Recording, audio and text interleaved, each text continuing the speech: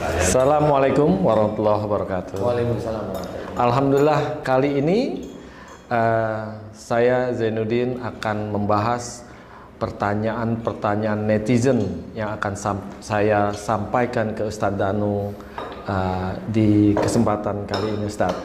Ustadz, langsung aja nih. Banyak netizen yang bertanya setelah dikumpulkan pertanyaan yang sama. Ada netizen yang bertanya saat Ustadz Danu berdoa atau mendoakan narasumber di acara Siraman Kolbu. Salah satunya adalah Ustadz Danu memohon pada Allah untuk menghancurkan jin-jin atau memotong jin-jin. Padahal jin itu kan nggak bisa mati, Ustadz, sampai hari yang ditentukan atau hari kiamat. Menurut Ustadz tuh penjelasannya seperti apa, Ustadz?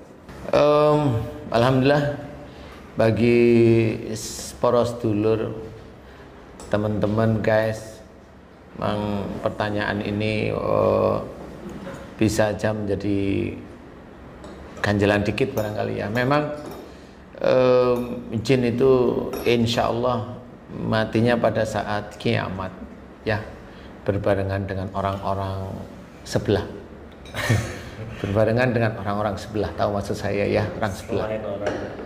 Kalau orang muslim sudah meninggal dulu. Kalau orang sebelah matinya kiamat. Saya ulang lagi, kalau orang muslim meninggalnya didahulukan. Tidak mengalami hari kiamat. Ya, kalau muslim meninggalnya didahulukan dan bareng. Istilahnya meninggalnya itu dalam hadis ceritakan ditidurkan. Jadi memang tidak tahu. Jadi seperti orang mengantuk tidur seperti itu. Nah, bagi yang sebelah mati. Nah, itu barengan dengan para jin yang dimatikan oleh Allah Ta'ala. Nah, bagi doa-doa saya yang dihancurkan, saya mohon kepada Allah Ta'ala jangan dihancurkan. Insya Allah sebenarnya saya sudah tahu, itu jin itu insya Allah memang hancur. Dia jadi serpihan. Dia menjadi serpihan seperti debu atau pasir, tetapi dia tidak mati. Dia tidak mati. Kalau ada matanya masih kedip. Khusus untuk yang di mata itu kayak masih utuh. Jadi mata itu nggak ikut hancur. Berarti berbeda dengan manusia kalau udah hancur? Beda. Kepotong-potong ya kepotong-potong aja, geletak. Jadi untuk jin, umpamanya jin perang dengan jin, kalau dia kepotong, potong aja dia, putus. Setiap potongannya itu hidup tuh sebenarnya? Geletak aja, kalau kepotong geletak dia pasti, biasanya seperti itu. Jadi tidak bergerak lah istilahnya. Tetapi biasanya nanti ada hal-hal tertentu, kalau itu urusannya antara jin dengan jin, biasanya dia pulih dalam waktu 40 hari biasanya begitu. Jadi 40 hari itu dia pulih nanti seperti itu. Kalau jin itu yang menyerupai manusia, apakah itu juga kepotong-potong juga tangannya, palanya, kakinya dan iya kayak gitu. Seperti itu juga. Iya seperti itu. Jadi itu terpotong atau hancur ya hancur aja jadi pasir. Di situ hancurnya di situ. Kemudian kalau dia mati, matanya masih ada di situ dan dia nggak bisa ngerjain apa-apa udah. Dia tinggal nunggu kiamat aja di situ. Jadi tinggal nunggu kiamat. Jadi ada beberapa jin yang memang takut itu di titik-titik itu. Sehingga dia juga sama seperti manusia, takut dibunuh, diancam itu takut. Diancam, ayo kalau nggak mau nanti tak laporan istri kamu, itu takut itu. Kalau komunitas jin itu ada yang istilahnya balas dendam ke Ustadz nggak? Satu rombongan gitu. Seperti manusia biasa. Seperti manusia. Yang saya ketahui itu komunitas jin atau siluman itu kalau sama saya, ini kata mereka aja ya, yang masuk ke tubuh orang, itu kata mereka, saya sih nggak ngerti ya. Kata mereka itu nama saya itu tercatat di dunia jin. Jadi yang betul-betul menurut mereka, saya nggak ngerti. Menurut mereka ini nama saya diperhitungkan. Jadi bahan omongan. Jadi bahan omongan ceritanya. Oh, kalau di di dunia ini itu viral ceritanya, viral, ya betul. Seperti itu diomongkan, makanya kalau di acara siraman kolbu itu dia udah teriak, dia udah ngancam sama ini. Itu nanti ketemu kalau ketemu sama saya udah, ya saya mau keluar gitu. Bahkan dibuat seminar mungkin ya? Nggak ada seminar kalau di jin. Enggak. Tapi di kerajaan jin kayaknya ya seperti itu kayaknya. Jadi di kerajaan jin itu kayak ada rapat, ada ini. Kalau jin-jin liar ngomong, jadi kayak ketemu di pasar kayak begitu ngomong. Seperti kalau di kerajaan jin rapat pasti. Jadi jin yang ada di kerajaan itu kayak kalau di manusia itu kayak perkumpulan atau sekte atau kayak di kita itu pengajian yang kelompoknya itu gitu. Dan itu kalau jin nggak bisa keluar. Maksudnya nggak bisa keluar tuh, mamanya dia masuk ke klannya Prabu Siliwangi ya dia di situ. Klannya Prabu Brawijaya dia di situ. Klannya Budawaka dia di situ. Klan-klannya. Nah ini kalau udah menyatu. Ya mereka jadi klan sekarang, jadi lebih besar lagi. Klannya Ratu Sima itu kan moksa ya. Kemudian kalau selama ini yang dari klannya Gajah Mada nggak punya klan setahu saya. Terus siapa itu juga moksa itu yang siapa itu namanya Joyoboyo itu juga moksa, itu nggak punya klan dia. Jadi hancurnya jin itu tidak mati. Jadi beda dengan manusia. Manusia hancur mati pasti. Kepotong lehernya mati. Jin kepotong lehernya nggak mati. Jadi kalau orang itu bisa tahu itu harus berpikir dia kenapa jin ini kok nggak mati. Ya itulah kekuasaan Allah. Alhamdulillah Ustadz sudah menjelaskan tentang bagaimana Ustadz mendoakan supaya jin itu hancur, terpotong-potong, maknanya bukan mati tapi terputus-putus dan tidak bisa bergerak lagi alias diam. Nah, berikutnya kita bacakan lagi pertanyaan dari netizen nih. Ustadz, pertanyaan berikutnya adalah bagaimana dengan fenomena tampilnya jin di banyak channel YouTube? Kesannya seperti mereka bukan lagi makhluk gaib. Bagaimana menurut Ustadz? Iya, sebenarnya yang harus diperhatikan oleh orang siapapun sebenarnya gini. Gaib itu ada dua, gaib idofi sama gaib hakiki. Gaib idofi itu kayak mamanya zamannya Rasul tidak ada pesawat terbang, sekarang sudah ada, itu idofi. Gaib itu sesuatu yang belum ada pada waktu itu, ada di berikutnya, itu idofi. Kemudian yang hakiki, gaib hakiki itu apa? Gaib hakiki itu Allah, itu gaib hakiki, manusia nggak akan sampai. Kemudian surga neraka itu gaib hakiki. Kemudian malaikat itu gaib hakiki bagi hampir semua orang. Kecuali Nabi, Rasul itu beda. Nah inilah yang harus dibedakan. Jadi gaib hakiki bagi orang, tapi gaib hakiki belum tentu bagi Rasul. Contoh aja. Kita membuka diri. Pada waktu Rasulullah perang Badar, Allah menurunkan, jelas sekali di dalam Al-Quran, Allah menurunkan para malaikat untuk membantu Rasulullah. Dan musuhnya melihat malaikat itu temannya Rasul, itu melihat. Padahal itu gaib hakiki. Tetapi atas izin Allah, para sahabat Rasul yang berperang itu tahu itu malaikat. Para musuh Rasul, mereka tahu itu bantuan dari Allah. Nah, inilah yang harus kita pikirkan bahwa Allah itu punya cara untuk mengetahui. Itu Allah punya cara. Siapa orang yang dipilih untuk mengetahui, itu haknya Allah, bukan hak kita. Bukan kita menyalah-nyalahkan orang lain. Ya nggak bisa seperti itu. Kita lihat dari perang Badar itu sudah diketahui bahwa nah itu haknya Allah. Sahabat Rasul mengetahui ada malaikat yang diturunkan yang jelas berperang. Menurut beberapa pengamatan, menurut cerita, pedangnya para malaikat yang turun membantu Rasulullah itu belum sampai kepada tubuh lawannya, kepada musuh-musuhnya Nabi, itu sudah terpotong.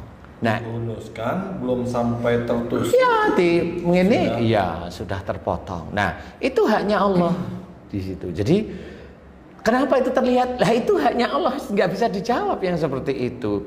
Padahal kita banyak dari sebagian ulama mengakui bahwa malaikat itu gaib yang hakiki bagi sebagian manusia, tapi menjadi idofi atau nyata bagi Rasul atau Nabi. Nah harus dibedain nih. Jadi orang itu tidak boleh asal omong, juga nggak bisa. Asal omong dia bertanggung jawab nanti di akhirat, ya. Nah kemudian bagaimana dengan keberadaan sekarang jin itu di channel YouTube kok banyak? Lah ya itu karena jin itu gaib idofi, makanya itu kelihatan. Yang dulunya itu diceritakan goab terus menerus, itu kan bagi mereka yang nggak lihat. Lah kalau sekarang di YouTube dilihat, ya memang begitu. Jadi hati-hati, apalagi sudah berstatement dengan omongan yang emosional, dengan menjustifikasi orang lain itu harus begini, harus begini. Dia harus belajar sebenarnya. Makanya kalau orang jangan merasa benar. Kalau Allah mau berhak silahkan. Haknya Allah mau kemana silahkan. Itu hanya Allah. Kita itu nggak ngerti. Sekarang channel YouTube banyak sekali channel YouTube seperti itu. Jin itu bisa muncul, nanti hilang di titik itu.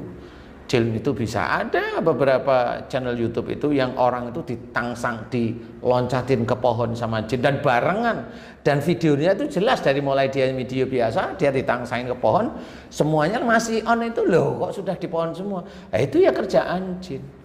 Nah itulah gaib idofi yang sebenarnya manusia itu masih bisa diizinkan. Kenapa? Itu bersinggungan dengan manusia. Tidak akan aku ciptakan jin dan manusia kecuali beribadah kepada diriku. Itu kata Allah. Jadi sebenarnya jin dan manusia itu berdekatan. Cuma memang ada orang yang tidak atau belum diizinkan oleh Allah Ta'ala melihat jin. Itu hanya Allah. Sama seperti orang terlahir normal seperti kita. Tapi kan ada orang yang terlahir cacat. Kalau ada orang yang bisa melihat jin, kita benci, kita ngomong yang nggak karu-karuan. Lah kalau orang yang terlahir cacat itu mau diapain? Kan orang yang begitu juga akan bilang, lah kalau cacat itu kan kasihan.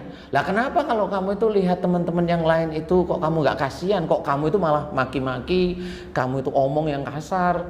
Nah ini harusnya diperhatikan bahwa sebagai seorang manusia muslim, dia harus belajar taat pada Allah Ta'ala. Ngomong pun harus ditata. Kalau dia salah, dia bertanggung jawab di akhirat kelak. Kalau dia merasa benar, dia akan bertanggung jawab di akhirat kelak. Karena apa? Kalau memang menganggap orang itu cacat yang bisa melihat jin, nggak apa-apa. Tetapi solusinya apa? Solusinya diiniin mamanya. Yakin itu bisa selesai. Yakin bisa selesai. Orang terkena sihir, diginiin kata mereka. Yakin itu bisa selesai. Kan gitu pertanyaannya. Jangan sombong dengan yang seperti itu. Semua yang punya hak itu Allah. Jangan sombong. Kenapa? Karena kalau tidak terjadi, apa sebenarnya? Apa yang mau disombongkan kalau tidak terjadi? Yang bisa menyelesaikan itu adalah Allah. Nah, inilah yang harus kita ketahui bahwasanya kalau dianggap orang yang melihat jin itu cacat seperti manusia yang cacat, ya harus dicari solusinya. Bukan dihujat, bukan di ini. Bukan seperti itu. Lah kalau pertanyaan saya balik, apakah orang itu ada jinnya apa enggak? Bisa dia nggak jawab? Bisa nggak dia jawab? Nggak paham ya. Kita kan pernah ngobrol dengan Ustadz Zaki. Dia yang popi dengan durian itu jin semua di dalam hati sama pikirannya. Yang mutah. Iya itu yang mempengaruhi. Dia nggak suka sama durian, lihat bentuknya durian langsung mutah, langsung mual mutah. Itu apa? Itu jin sebenarnya. Lah kalau kita bilang itu jin kemudian ya kalau mau diselesaikan ya silahkan. Bisa nggak? Kan pertanyaannya begitu. Jangan asal bilang oh ini bisa diginiin. Yakin bisa. Yang punya hak bisa dan pasti itu Allah. Kita itu hanya berusaha. Nah inilah yang harus disadari. Kalau seseorang dia menganggap bahwa dia bisa, dia bertanggung jawab besok di akhirat. Bisa benar apa tidak?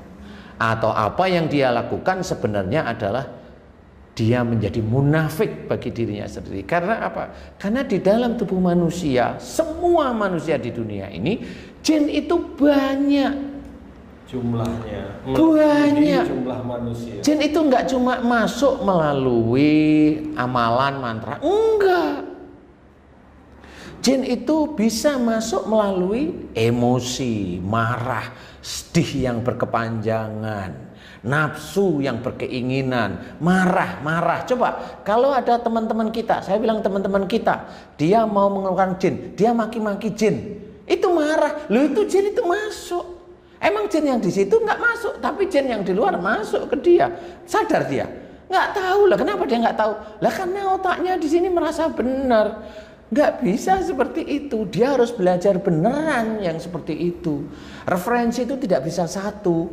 Kenapa tidak bisa satu? Contoh, kita belajar agama satu sisi, satu umpamanya. Kita belajar, bisa aja kita belajar dari Ustadz Adi Hidayat yang hebat di dalam hafalan Quran, ya.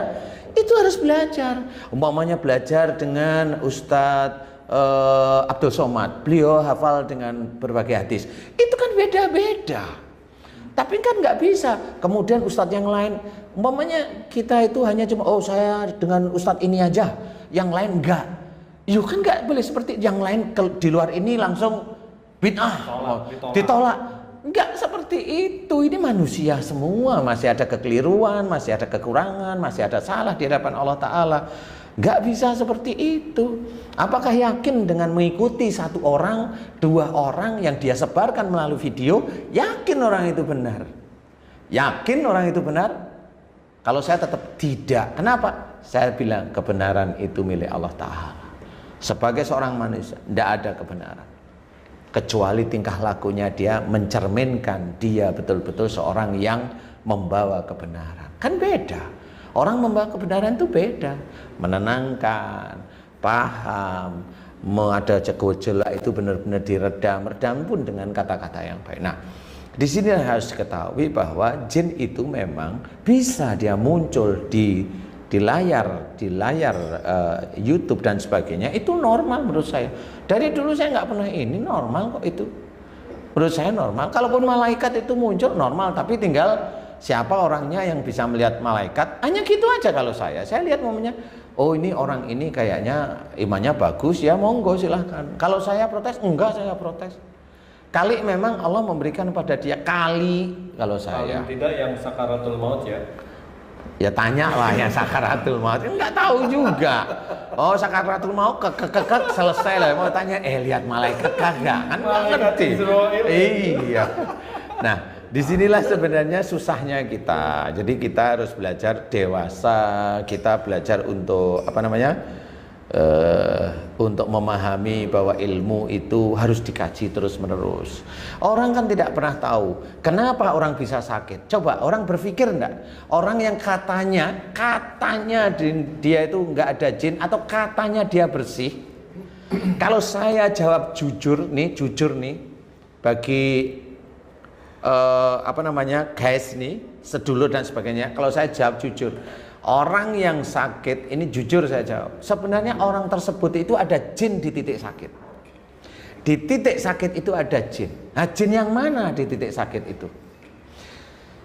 Jin di titik sakit itu adalah dia masuk dulu, dia melakukan perilaku yang salah, keluar dari jalur agama, keluar dari jalur syariat, keluar dari jalur sunnah Rasulullah, sehingga kesalahan itu bertumpuk dan jin itu masuk di titik itu. Salah satunya adalah kenapa saya menjawab kalau seseorang itu sakit di punggung bagian bawah, di tulang ekor, di daerah-daerah dekat situ, itu selalu hampir sama, menyimpan, marah, dengan tinggal umur. Kalau umur di bawah 45 dengan orang tua, kalau umur di atas 45 dengan pasangan. Kenapa itu seperti itu? Karena memang jinnya itu di titik itu, dia gerombolnya. Nah, di titik itulah sebenarnya mereka tidak akan pernah paham. Saya cerita sekarang, itu jin. tadi kan Ini belum selesai loh. belum. Iya. Silakan. Menyambung pemirsa nanya nih, Ya. netizen. Boleh. Tadi kan soal penyakit, Ustaz. Saya udah kelompokkan lagi per penyakit nih. Netizen nanya, penyakit asma, Ustaz. Banyak sekali nih yang nanya tentang penyakit asma. Yang hubungan tadi Ustaz menjelaskan tentang jin itu ada di titik tempat sakit itu. Kalau dengan asma, sebelumnya teruskan dulu baru nanti. Oke, boleh. Begini, sedulur. Jadi semua orang kenapa saya bilang di tubuh orang itu banyak jin, saya sih senyum-senyum. Saya nggak pernah menyalahkan saudara-saudara saya, karena sebenarnya di titik sakit itulah, mau dia gagal ginjal, mau dia kena TBC, mau dia kena gatal-gatal, mau dia kena batuk ini, walaupun batuk pusing, semua penyakit ini jin, makhluk Allah Ta'ala. Sebagian bisa diredam, saya nggak bilang disembuhkan, diredam dengan obat-obat teman-teman kita dokter, diredam, saya nggak bilang disembuhkan, karena penyakit itu akan muncul lagi pasti, ya. Itu sebenarnya jin, siapapun orangnya. Orang yang dia bilang pembenci jin nomor 1 di dunia ini, di Indonesia lah paling tidak, di Indonesia aja. Orangnya siapa? Oh biasa, ngejar-ngejar orang, yang nyala-nyalain orang. Itu dia juga sama, kalau dia gatel-gatel ya itu jin, kalau dia batuk ya itu jin, kalau dia itu kalau ngomong matanya melotot ya itu jin juga, sama. Paham sekarang?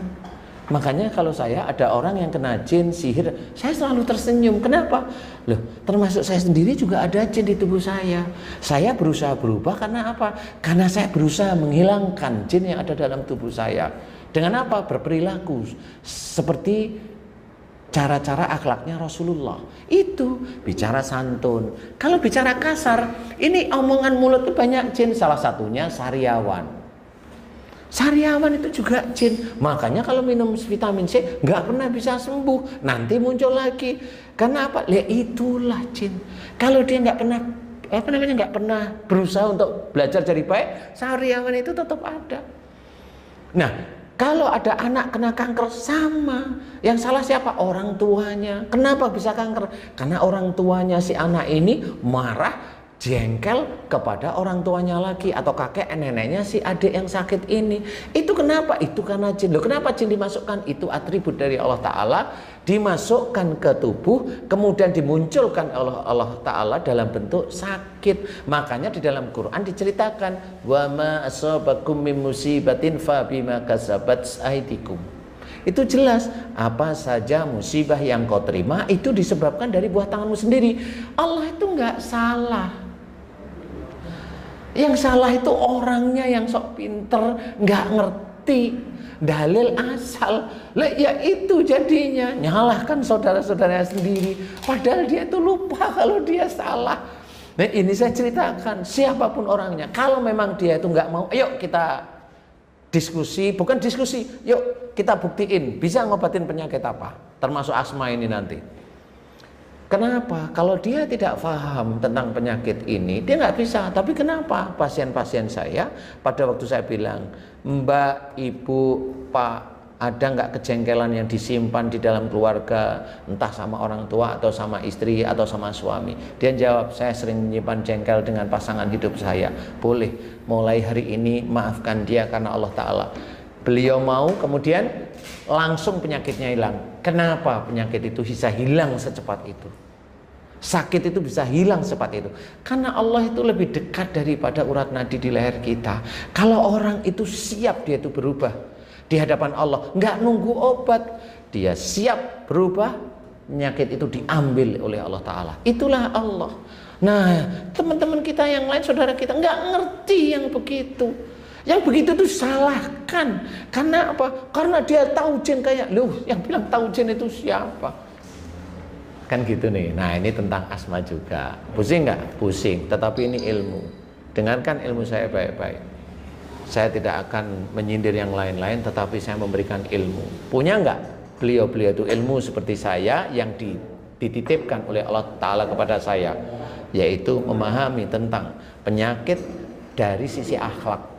Kenapa Rasulullah itu jarang sekali sakit. Ya karena akhlaknya itu terpenuhi di hadapan Allah Ta'ala. Tapi kalau manusia sakit itu hampir setiap saat, ya itulah manusia. Yang muslim sama. Ingat salah satu ayat Allah itu menceritakan wala tulqu bi aitikum ila tahluka. Janganlah kamu menjerumuskan dirimu dengan perbuatanmu ke dalam kebinasaan. Ini hati-hati. Kalau kita ingin betul-betul bijak, seorang manusia muslim, saya nggak bilang tetangga sebelah, muslim, dia bisa menjadi pembunuh bagi dirinya sendiri. Karena di sini dijelaskan, berarti seseorang tersebut itu bisa menjadi bunuh diri, dilihat dari ayat ini. Kenapa? Makanya wala tulqu bi aitikum ilah tahlukat ini dibarengi dengan belakangnya wa ahsinu. Nah, ini hati-hati. Dan berbuat baiklah. Nah, ini Allah.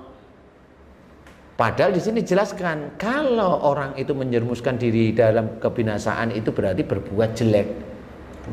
Kebalikannya, berbuat jelek itu bukan hanya nyuri, bukan ngerampok, bukan. Memaki orang itu jelek. Memaki orang itu jelek. Rasulullah Muhammad sallallahu alaihi wasallam tidak pernah memaki seseorang. Marah kepada seseorang. Enggak. Kenapa kita sebagai umatnya Rasul kok merasa lebih hebat? Enggak. Nah, ini harus kita ketahui. Nah, ini menyambung tadi. Mudah-mudahan ini menjadi pikiran ya, ayat tadi wala tulqu bi aitikum ila tahluka wa asinu. Dan berbuat baiklah. Nah, ini kunci. Saya belum mau menerangkan, tapi intinya adalah Allah mengajarkan untuk berbuat baik. Berbuat baik adalah mengikuti. Berbuat baik ini atiullaha wa rasul. Nah, itu jelas. Taatlah kepada Allah dan Rasul. Taat pada Allah berarti menjalankan perintah Allah yang ada dalam Quran, dan taat pada Rasul adalah menjalankan sunnah Rasul. Itu kunci. Penjelasannya insya Allah kalau diizinkan besok-besok.